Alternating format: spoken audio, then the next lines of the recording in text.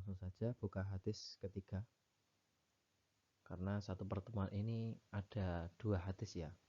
Karena hadis yang kedua tadi terlalu sedikit, jadi ditambahi hadis yang ketiga. Langsung. Bismillahirrahmanirrahim. Al-hadithu ayhadha utawi kiku ana hadis. Atsalitsu kang nomor 3.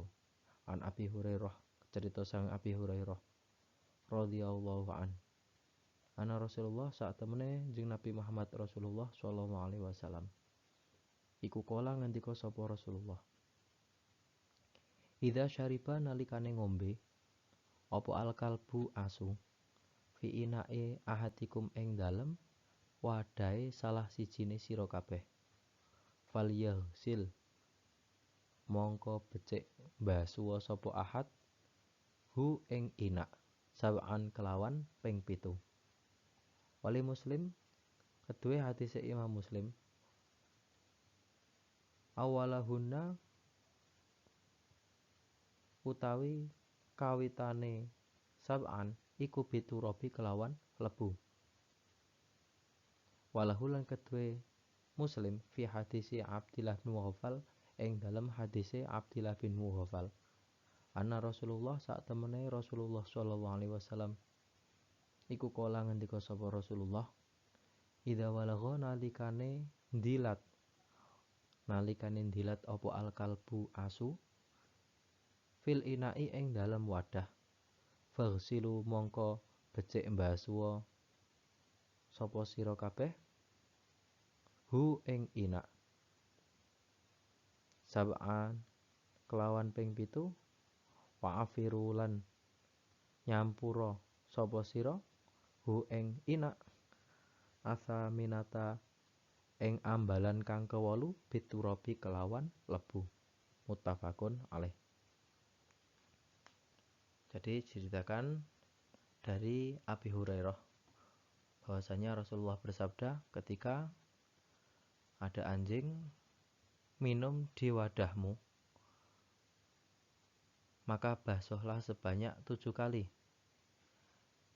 Nah, diriwayatkan dari Imam Muslim awalnya menggunakan debu. Dari basuhannya yang pertama itu yang baik menggunakan debu. Dan dari hadis dari riwayat Imam Muslim yang lain yang diceritakan dari Abdullah bin Mughafal bahwasanya Rasulullah bersabda ketika anjing menjilat wadahmu atau menjilat wadah maka basuhlah wadah tersebut sebanyak 7 kali dan campurlah yang basuhan ke-8 itu menggunakan debu. Maksudnya basuhan yang ke-8 itu salah satunya menggunakan debu. Nah, yang ke-8 itu debunya itu dicampurkan ke basuhan yang pertama ataupun basuhan pertengahan ataupun basuhan yang terakhir yang penting dicampuri dengan debu. Nah, di sini menunjukkan bahwasanya anjing dan keturunannya itu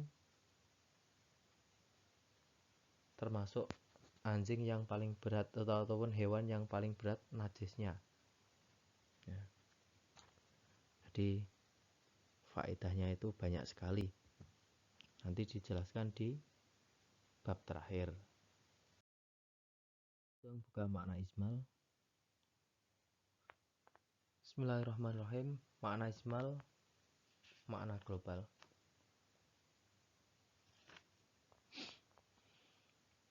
Lama kana semangsane ono apa al-kalbu asu iku minal hayawanati saking pira-pira hewan al-mustaqir hati kang den sengiti allati tahmilu kang mengku apa hayawanat kathiron kelawan akeh minal aqdari saking kotoran saking pira-pira kotoran wal amrodi lan pira-pira penyakit.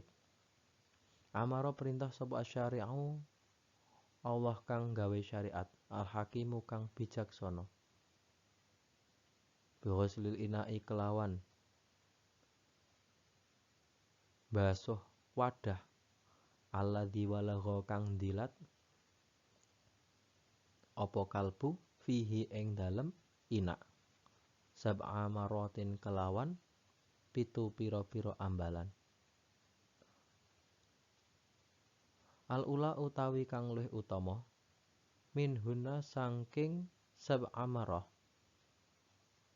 iku mashubatun dicampuri biturabi kelawan lebu liyati supaya teka apa alma'u banyu ba'daha ing dalem sakwise mashubat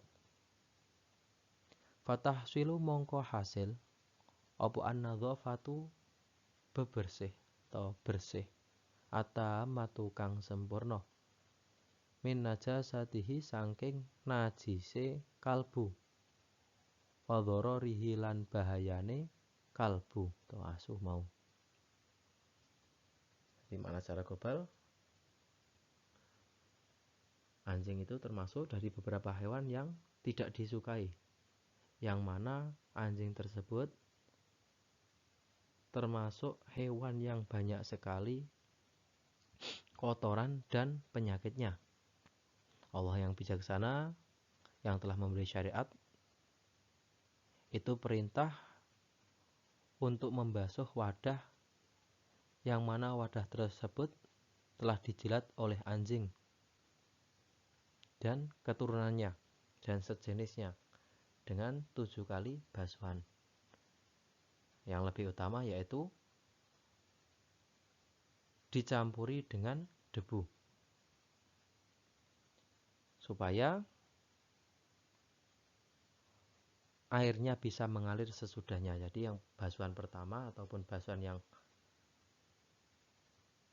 pertengahan itu yang baik dicampuri dengan debu supaya airnya mengalir. Jadi yang baik itu basuhan pertama campur langsung dengan debu, itu yang lebih utama ya.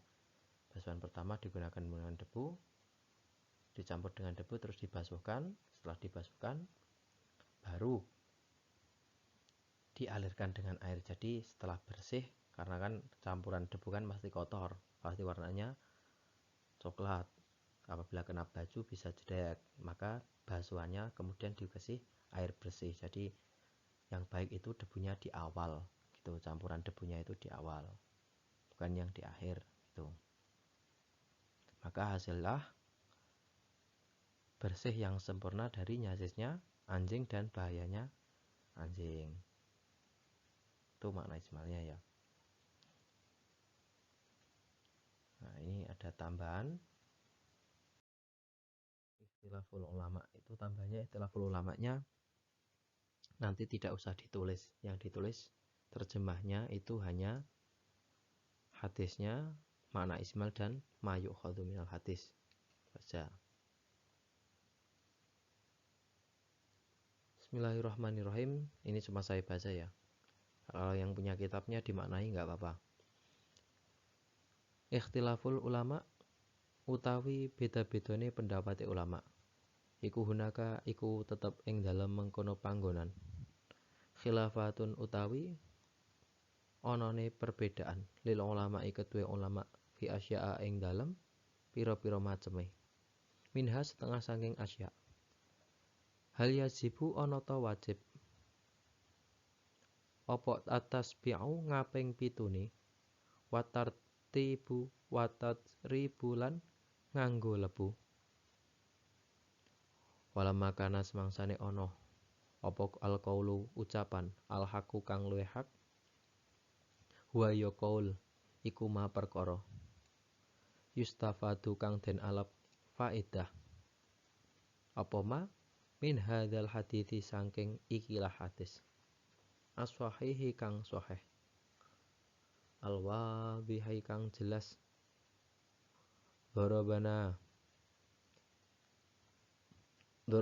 gawe contoh sapa kita anil itolati saking ndawaake bidzikriha kelawan nuduhake itolah utawa nuturake itolah sofhan kelawan lembaran li annaha krana sak temene itolah ikula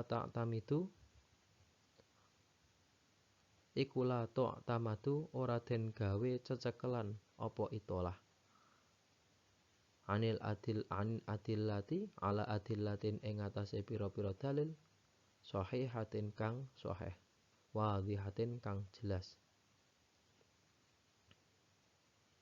Jadi perbedaan ulama, apakah wajib 7 kali dan menggunakan debu? Maka ucapan tersebut yang lebih hak, yang lebih pas, yaitu tentang apa yang bisa diambil faedah dari hadis ini yang sudah jelas, jadi tidak perlu ditanyakan lagi, maksudnya gitu. Pendapat yang lebih hak itu adalah ucapan yang lebih hak ataupun pendapat yang lebih hak, bahwasanya tidak perlu dipertanyakan lagi tentang faedah dari hadis yang sahih ini. Soalnya hadisnya sudah jelas bahwasanya dalam hadis tersebut harus 7 kali dan menggunakan debu. Nah, ulama telah memberi contoh dari catatan ataupun lembaran yang dari catatan yang panjang ini, dari beberapa lembaran.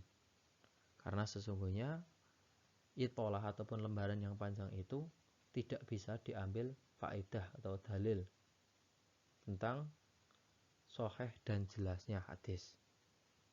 Karena apa? Karena hadis yang sudah disebutkan tadi itu sudah jelas. Jadi walaupun ada keterangan yang lebih panjang, sepanjang apapun lembaran ataupun catatan itu tidak akan bisa diambil pegangan karena hadisnya sudah jelas. Walaupun hadis ini pendek gitu. Jadi tidak ada perbedaan pendapat ulama ya. Tetap 7 kali, lebih banyak lebih baik lah. Tapi minimal 7 kali basuhan tentang jilatan anjing ya. Nah, yang kedua, apakah harus menggunakan debu? Lah, kalau ini perbedaan pendapat ulama. Perbedaannya di mana? Ada yang mengatakan bahwasanya jilatan anjing ini bisa diganti ataupun debunya bisa diganti ketika membasuh jilatan anjing, bisa diganti dengan sabun. Itu ada. Karena zaman sekarang kan modern. Itu sebagian ada, tapi tetap yang paling masyhur itu menggunakan debu. Nah, kalau ulama Nahdlatul Ulama ya, terutama Nahdlatul Ulama itu mengambil tengah-tengah. Bukan mengambil pendapat hanya boleh harus menggunakan debu saja, bukan, ataupun membolehkan yang menggunakan selain debu seperti contohnya pakai sabun juga tidak. Jadi mengambil tengah-tengah. Tengah-tengahnya gimana? Ketika ada seseorang berada di kota yang mana di kota tersebut sangat sulit mencari debu, maka diperbolehkan menggunakan sabun cuci. Tetapi apabila masih menemukan debu di tempat tersebut, maka tetap menggunakan debu, tidak boleh diganti dengan sabun. Nah, itu pendapat ulama kita. Yang lebih tepat menurut saya juga itu. Karena ketika seseorang boleh menggunakan sabun, maka akan merubah konteks dari hadis ini. Padahal hadis ini sudah jelas. Hadis ini yang dijelaskan oleh para ulama dahulu sudah jelas. Dan ini hadis ini jelas-jelas bahwasanya di dalam tersebut harus menggunakan debu, tidak diganti dengan lainnya. Nah, ulama 4 mazhab pun sepakat juga ya. Jadi tidak bisa ditentang. Walaupun ada minoritas ulama yang menggunakan selain debu. Nah, karena dilihat dari zatnya itu katanya ada yang sama, katanya gitu. Dari zat apa sabun cuci tersebut yang bisa menghilangkan katanya seperti itu. Tapi walaupun zatnya sama, zatnya antara sabun dan debu, tapi tidak bisa merubah konteks dari hadis. Karena hadis tersebut sudah jelas dan pasti ada rahasia-rahasia tersembunyi tentang kenapa harus menggunakan debu. Nah, jadi kita mengambil pendapat ulama yang dari golongan kita saja, Ahlussunnah wal Jamaah. Jadi pendapatnya seperti itu. Tetap wajib menggunakan debu. Apabila benar-benar tidak bisa menemukan debu, baru kita bisa menggunakan sabun cuci.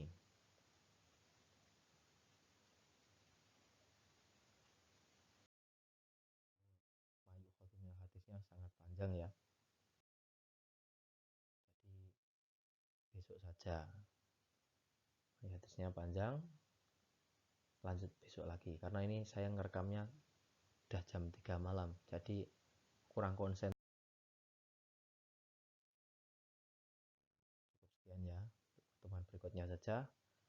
Nanti kalau ada pertanyaan-pertanyaan bisa diajukan setelah pertemuan berikut.